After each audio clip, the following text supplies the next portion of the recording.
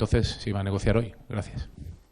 Sí, nosotros estamos dispuestos a negociar estas medidas siempre y cuando redunden en un beneficio para los sectores productivos, los trabajadores que tienen riesgo de perder su empleo, las empresas y los autónomos que tienen graves riesgos para cerrar su negocio.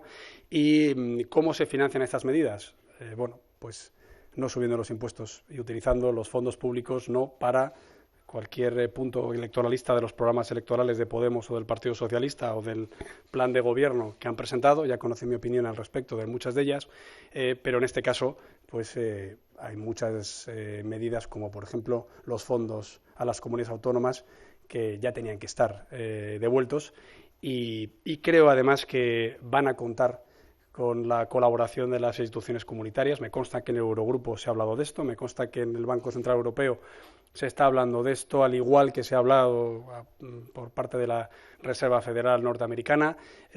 Lo que es importante es tomar estas medidas de inmediato e, insisto, muchas de ellas además van a tener una traslación al presupuesto no inmediata. Estamos hablando de que hay exenciones temporales, que hay decalajes en el cobro o que hay la posibilidad de retrasar ingresos por IVA o retrasar la subida de cotizaciones sociales, que, por cierto, en nuestra opinión no se tiene que producir en ningún caso, a pesar de que no se hubiera producido esta crisis sanitaria. Sí, David. ¿O dan este tema ya por amortizado? Muchas gracias. Sí, absolutamente amortizado, porque la Dirección Nacional nada tiene que ver con estas cuestiones de hace muchos años. En cuanto a la postura que tiene el Partido Popular respecto al Gobierno, nosotros mantenemos la prudencia, la colaboración. Creo que he sido muy preciso en mis palabras, pero sí que creo que llega un momento en el que hay que actuar y hay que prevenir las posibles consecuencias económicas que esta crisis, como en otros países, puedan tener. Y yo, pues bueno, creo que ahora mismo es compatible decir que esperamos que la coordinación siga siendo buena entre administraciones y las autoridades sanitarias, pero al mismo tiempo pues dar cierto impulso y mayor responsabilidad por parte de los políticos. Creo que es bueno que los expertos tomen la palabra para informar a la opinión pública. También creo que es bueno que los responsables públicos lancen un mensaje de tranquilidad, asumiendo la responsabilidad competencial que les corresponde. Sí, Miriam. ¿Qué tal, Carlos, en la rueda? Gracias.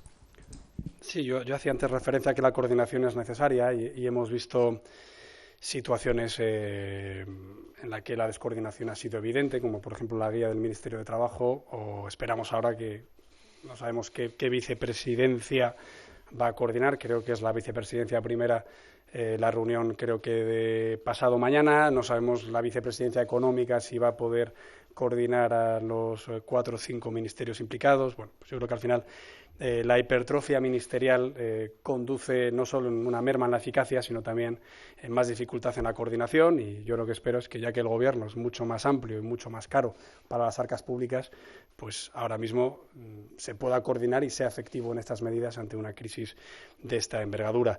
Pero, en efecto, pues lo que hemos visto entre Podemos y el Partido Socialista en los últimos días, no solo en este tema, no nos induce a ser muy optimistas en que esa coordinación sea eficaz. Pero no estoy prejuzgando ni criticando, estoy diciendo, por favor, que lo sean. Sí, Carmen. A estas medidas, gracias. Sí, estamos dispuestos a negociar y estamos dispuestos a que nos incluyeran todas. Por tanto, no resta credibilidad, sino que nosotros tenemos que marcar una posición, que creo que es bueno en política marcar posición, ¿no? Porque el ser responsables o ser colaboradores con el Gobierno estando en la oposición no quiere decir que no tengamos que tener nuestra posición propia, que en este caso además, pues insisto, por desgracia nos viene a la memoria crisis sanitarias, no solo la del ébola, que ya he recordado anteriormente, sino también la del SAR, un poco más anterior, en la legislatura de los 90, en la que la oposición, en ese caso de la izquierda, no fue tan colaboradora, pero que nosotros sí lo vamos a hacer, marcando lo que para nosotros creo que son prioridades, que además creo que coinciden con la opinión pública y los españoles que nos están viendo con preocupación en estos días. Íñigo. Sí, hola. En la línea de eso, que se aprueben estas medidas. Gracias. No, en absoluto, porque insisto que son nuestras propuestas y me imagino que el Gobierno podrá aceptarlas o no, porque son los que pueden garantizar, es verdad que con nuestros votos, la aprobación de este decreto ley. Creo que nosotros hemos sido creíbles en esta mano tendida. De hecho, incluso en los últimos meses o años hemos planteado la negociación de los presupuestos generales del Estado con el Partido Socialista, que hoy, por cierto, Carmen Calvo reclamaba al Partido Popular. No sé si porque no me ha escuchado 20 veces diciendo que estaríamos dispuestos a negociar los presupuestos generales del Estado, eso sí, con algunas condiciones por nuestra parte o precondiciones, como por ejemplo que la mesa de partidos por la autodeterminación no siguiera adelante. Pero en materia económica nuestra posición es clara y creo que es compatible, por ejemplo, dentro del marco de la contrarreforma laboral, ver que se puede mantener para aumentar la flexibilidad en la contratación e incrementar el teletrabajo. Yo siempre he dicho que a la reforma laboral del año 12 se le pueden incorporar también regulaciones sobre el teletrabajo, que nosotros llevamos en nuestro programa electoral de las últimas elecciones, pero que me consta que el Partido Socialista también, y que se puede mejorar esa legislación, ¿no? Pero en ningún caso esto es un paquete cerrado. Queremos quedarnos con lo positivo, y es que los españoles vean que los partidos estamos trabajando y remando en la misma dirección, pero cuando el Gobierno no propone nada, pues a veces tiene que ser la oposición quien lo haga. Sí, Mariano. Gracias. El Gobierno nos ha puesto en contacto con el Partido Popular, o por lo menos no me consta a nivel nacional, no lo ha hecho conmigo. Sí que está en permanente coordinación el Ministerio de Sanidad con las comunidades autónomas, con los consejeros de Sanidad, y por eso he sido muy preciso y muy prudente a la hora de evaluar las medidas sanitarias o de control de concentración de personas o de transporte de pasajeros o en materia de cancelación de las clases en el sistema educativo. Creo que eso pues se tiene que hacer en un entorno de la administración pública. Por ahora sí que nos estamos basando en las medidas a medio plazo, que por desgracia pueden ser a corto si los mercados siguen acusando este golpe de forma tan severa, y estamos abiertos a cualquier tipo de colaboración, como siempre he hecho cuando el presidente del Gobierno, Pedro Sánchez, me ha llamado para alguna reunión o para confirmar algunas medidas. El antecedente más reciente ha sido en plena precampaña electoral, en octubre, cuando pidió una reunión para evaluar las medidas a tomar por los disturbios en Cataluña después de conocer la sentencia del Supremo. Le di todo el apoyo, pero para hacer algo, y al final no se hizo nada. Por tanto, yo creo que aquí es bueno que el apoyo del Partido Popular se materialice en que el Gobierno no tiene que depender de los independentistas o de la extrema izquierda, que poco le importará la economía española. A los independentistas quizá incluso, pues casi a lo mejor hasta les parece algo que no les afecte en su hoja de ruta rupturista. Creo que el Gobierno debe saber que hay un partido responsable con el que puede llegar a acuerdos para medidas de choque en este tipo de contingencias, y es lo que hoy estoy trasladando a la opinión pública. Sí, Natalia. Y va a aportar las cuentas, gracias.